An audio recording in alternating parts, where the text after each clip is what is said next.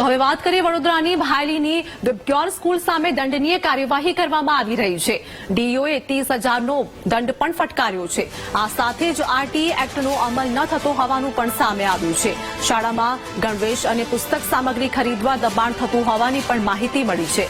શાળામાં લાયકાત વિનાના શિક્ષકો રાખ્યા હોવાનું પણ તપાસમાં ખુલ્યું છે. છેલ્લા 3 થી 4 મહિનાથી આચાર્ય વિના જ શાળા ચાલતી હોવાનું પણ સામે આવ્યું. વાલીઓની રજૂઆત બાદ ડીઓ ઓફિસે તપાસના આદેશ આપ્યા હતા. તો અગાઉ પોદાર સ્કૂલ સામે પણ ડીઓએ કાર્યવાહી કરી હતી.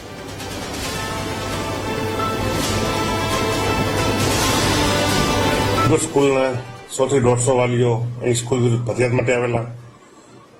અત્રેની કચેરીથી ત્યાં તપાસ ટીમ ગયેલી 4 જેટલા અધિકારીઓની, અને અધિકારીઓ જે રિપોર્ટ આપ્યો તો રિપોર્ટમાં કલમ 17 વિદ્યાર્થીઓને વાલીઓની મરજી વિના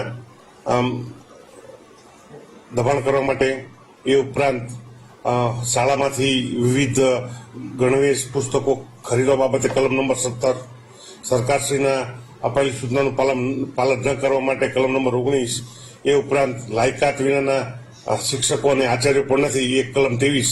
આ 3 કલમના ભંગ બદલ 30,000નો દંડ ફટકારવામાં આવેલ છે.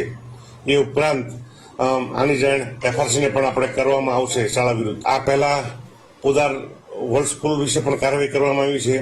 કોઈ પણ સ્કૂલ હશે અને કોઈ પણ જે આરટીઈ કે સરકારના નીતિ નિયમનું ભંગ કરશે, ગુજરાત બોર્ડ હોય કે સીબીએસઈ બોર્ડ હોય, તેના વિરુદ્ધ તેની માન્યતા રદ સુધીના પગલાં લેવામાં આવશે.